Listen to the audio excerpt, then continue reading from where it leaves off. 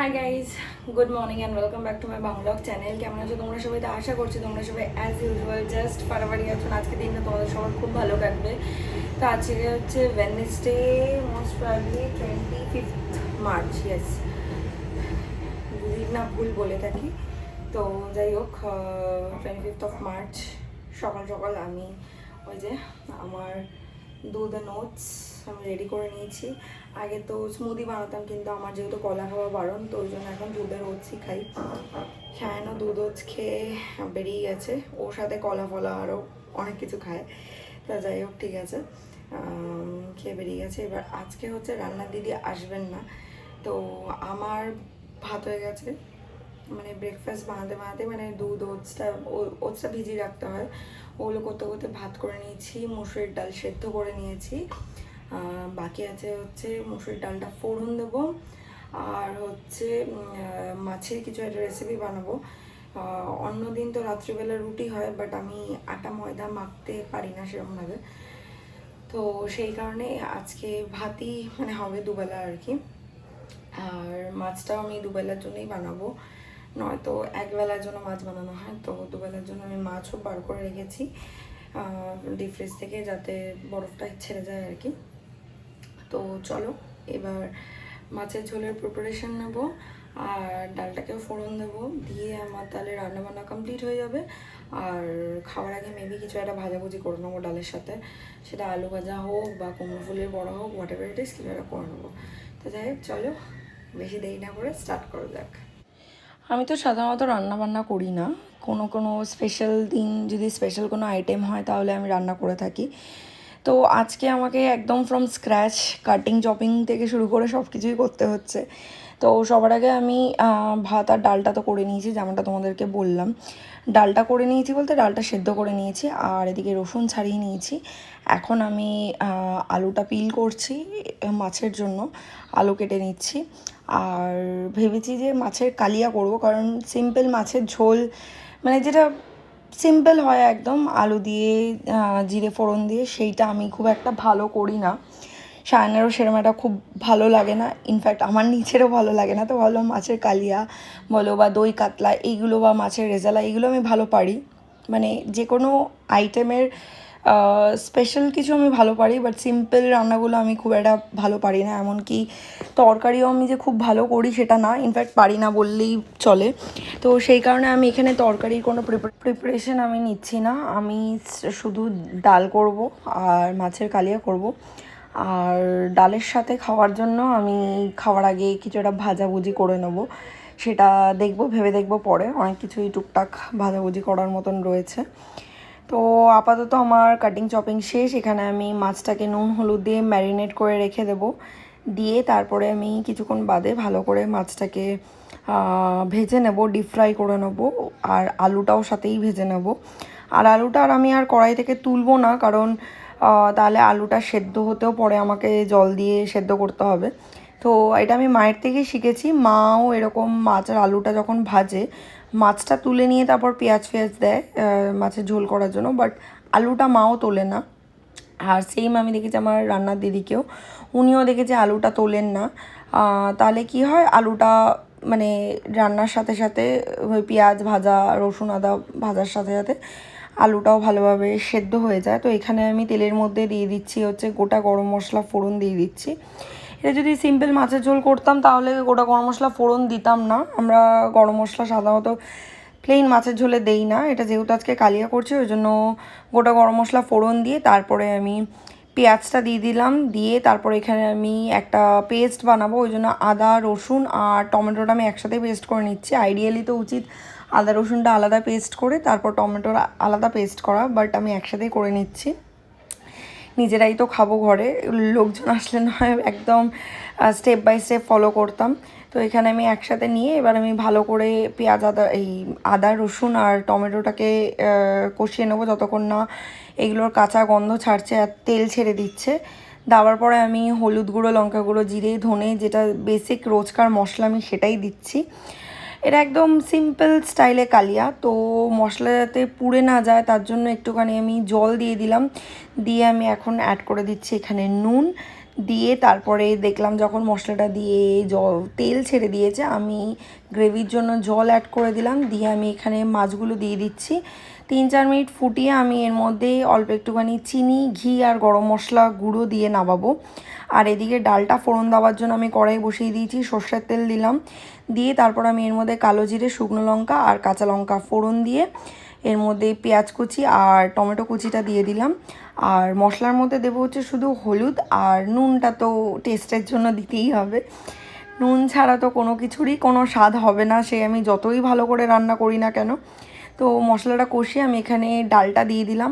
আমি আজকে একটু বেশি করেই সব কিছু করছি যাতে আমাকে ওই বেলা আর রান্না না করতে হয়, কারণ দুবেলা এই সময় আমার পক্ষে রান্না করাটা একদমই পসিবল না। ইনফ্যাক্ট আজকেও যে আমি রান্নাটা করেছি তোমরা তো ভিডিওতে হয়তো দেখছো যে একদম ঝপাঝপ হয়ে যাচ্ছে, বাট ইন রিয়ালিটি এই দুটো রান্না করতে আমার লিটারেলি 3 ঘন্টা লেগে গেছে, কারণ আমি কন্টিনিউ একটা স্ট্রেচ রান্না করতে পারছিলাম না। আমার কষানোর গন্ধতে প্রচণ্ডভাবে অসুবিধা হচ্ছিল, নিঃশ্বাসে বলতে পারো, সহ্য হচ্ছিল না গন্ধটা। আর বেশিক্ষণ দাঁড়িয়ে থেকে একটানা রান্না করলে আমার পাও ফুলে যাচ্ছে, ইদানিং বেশি ফুলছে হয়তো।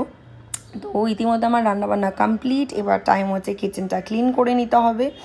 তো সাধারণত এইগুলো তো আমাকে কিছুই করতে হয় না, আমি যেটা করি সেটা হচ্ছে মাসি চলে যাওয়ার পর আমি ভালো করে এসে কিচেনটা ক্লিন করি।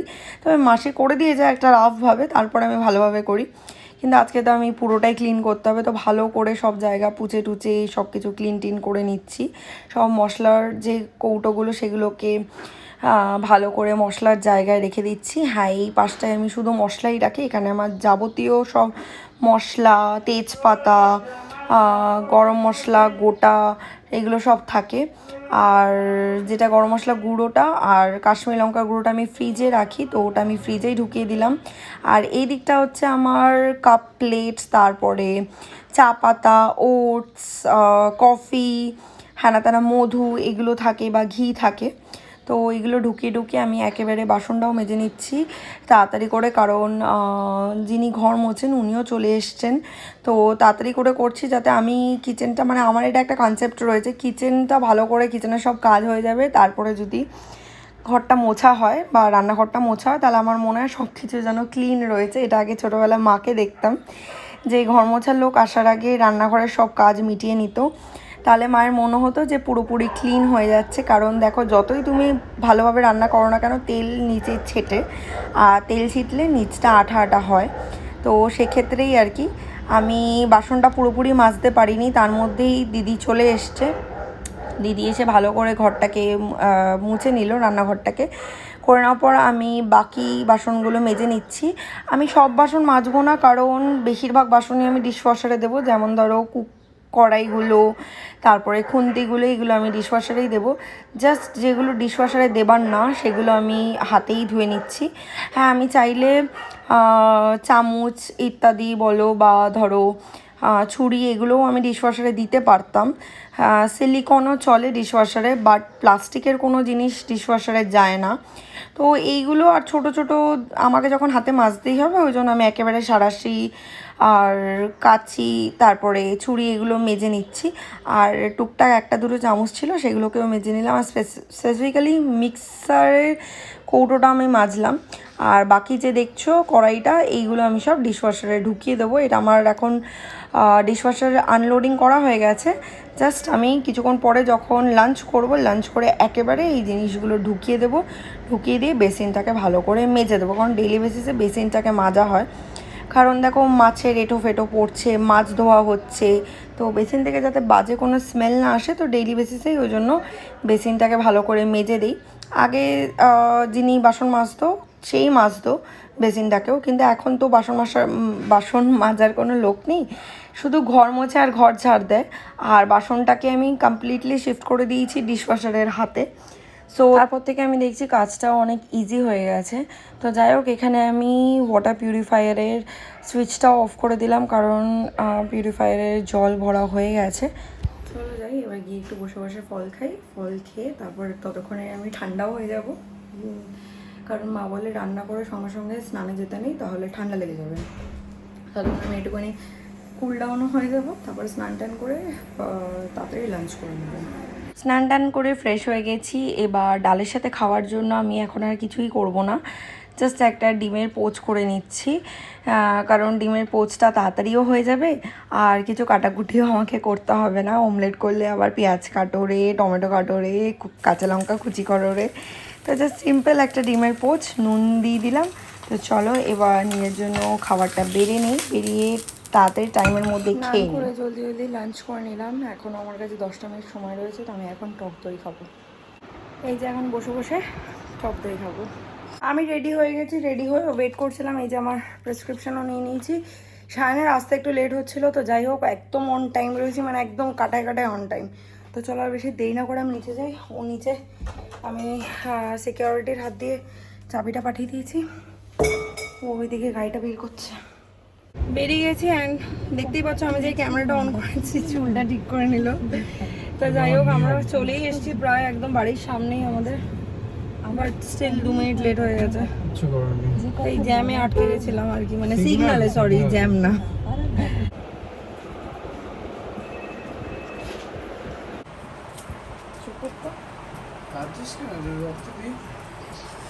বন্ধ কর ভিডিওটা এখন। বন্ধ করে দেওয়ার পর আবার কাঁদছে। করিস না, কাঁদছিস কেন? রক্ত দিয়েছিস তো একটু। ঠিক আছে চুপ কর। একদম তো অল্প একটু নিয়েছে, এরকম করছিস কেন? ব্লাড দিয়ে বেরিয়ে গেছি এই যে। আর এখন আমরা যাচ্ছি একটুখানি, সেটা হচ্ছে আমরা যাচ্ছি হচ্ছে লেক শর্মা, মানে রবীন্দ্র সরোবর লেকের উল্টো দিকে যে শর্মাটা আছে মেনকার, ওখানে ওইটাই যাচ্ছি। কম্পেনসেশন নট কম্পেনসেশন, সত্যি করে বল, আমি কালকে বলিনি তোকে কথাটা? হ্যাঁ কালকে বলেছি অবশ্যই। আমার সামোসা চাট খেতে ইচ্ছা করছে, তো খেতে ইচ্ছা করলে তো খাওয়াতে হবেই। ইয়েস, আমার কালকে ইচ্ছা করেছিল কিন্তু কালকে আর খাইনি, কারণ কালকে মা বিকেলবেলা বলেছিল লুচি ঘুগনি এসব করবে, তো ভাবলাম ঠিক আছে একদিন এত কিছু খেয়ে আমি সহ্যও করতে পারবো না, তার থেকে বেটার আমি অন্য একদিন খাই। তো ওই জন্য খেলে অ্যাসিড হয়ে যাবে না, ওই জন্য আর আজকে যাচ্ছি। আর এমনি তো মানে আমি ব্লাড দিলে সায়ন আমার কিছু না কিছু খাওয়াতোই, তাই কিনা বল? নিয়ম, খাওয়াতেই হবে। কিন্তু তাতে কষ্টটা মোটেও মানে কি বলে কষ্ট হয়েছে আজকে 5 লিটার ব্লাড নিয়ে নিয়েছে বাবা, একটা সিরিঞ্জ দিয়ে এত লিটার কি করে নিল ভাবছি। কি ফালতু কথা। কারোর ফোবিয়া আছে, আমার বাবার যেন সাংঘাতিক লেভেলের ট্রাইপ্যানোফোবিয়া রয়েছে, আমার অতটা না বাট আছে, আমারও ফোবিয়া আছে। কিন্তু ইনজেকশনে দেখতেই পেলে আমি কেঁদে দিয়েছি, আগে আমি আরও কাঁদতাম হাওয়াও করে, বাট ওই আর কি। চলে এসেছি আমরা এই যে উল্টো দিকে শর্মা। আমার ওপর বিরক্ত, কারণ আমি গাড়িটা 3 বারে বন্ধ করেছি। আমি নিজের গাড়ি বলে আসতে বন্ধ করেছি, এমন আসতে বন্ধ করি যে আটকাই না। দেখে আছে ওই জন্য আমার ভাব বিক্রি হচ্ছে। আমি ঠিকই তো করেছি বলো। হ্যাঁ তুই ঠিকঠাক করেছিস। চল এবার আমার সমোসা চাট।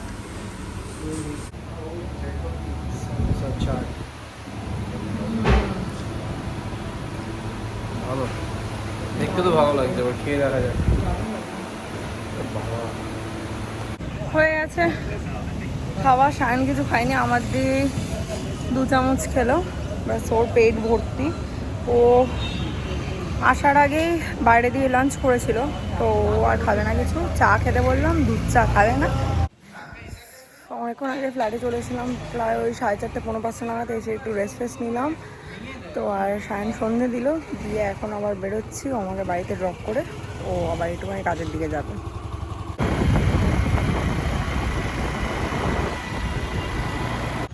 সায়ন আমাকে ড্রপ করে দিয়ে বেরিয়ে গেল। চলো ভেতরে যাই। এই যে মা এখন সন্ধ্যাবেলা বসে বসে ফুচকা খাচ্ছে, বাবা নিয়ে এসছে গিয়ে মায়ের জন্য। বাবা ছাতু খেয়েছে আর আমি তো ওই সমোসা চাট খেয়েছি, তো কিছু খাবো না, চা বিস্কিট খেয়েছি। আর মা এখন বসে বসে ফুচকা খাচ্ছে। ফ্ল্যাটে চলে এসেছি, সায়ন আমাকে নিয়ে এলো। তো এখন সায়ন যখন আসে আমি তখনই আসি, কারণ সায়ন আমাকে নিয়ে আসবে, আমি তো এখন স্কুটি ফুটি চালিয়ে আসবো না। তো এই হচ্ছে ব্যাপার। সায়ন আসার সময় আবার চিকেন পকোড়া আর চিকেন রোল নিয়ে এসেছিলো, সেটা খেলাম। খেয়ে আমি এখন বসে আছি। তো খেয়ে আমি এখন বসে ভিডিও দেখছি ফোনে। আর সায়ন গেছে ওই ঘরে জল আনতে। ওকে বললাম জলের মধ্যে মানে আইস কিউব দিয়ে নিয়ে, তাহলে অতটা ঠান্ডা হয় না জলটা, যতটা ফ্রিজের ডিরেক্ট জল ঠান্ডা হয় আর কি। আমি যদিও দুপুরবেলা ডিমের পোচ দিয়ে খেয়ে নিয়েছি ডালের সাথে, কিন্তু সায়নের জন্য ভাবলাম একটুখানি আলু ভাজা করে দেবো। তো গোল গোল এই আলু ভাজাটা একটু তাড়াতাড়ি হয়, ওই জন্য এটাই করছি। আর এখানে আমি ইসুদুষ্ণ গরম দুধটা নিয়ে নিয়েছি, ওর মধ্যে আমি দইয়ের ছাঁচাটা দিয়ে দিলাম। এবার এটাকে ওভারনাইট রেখে দেবো আনটাচ, তাহলে দই হয়ে যাবে।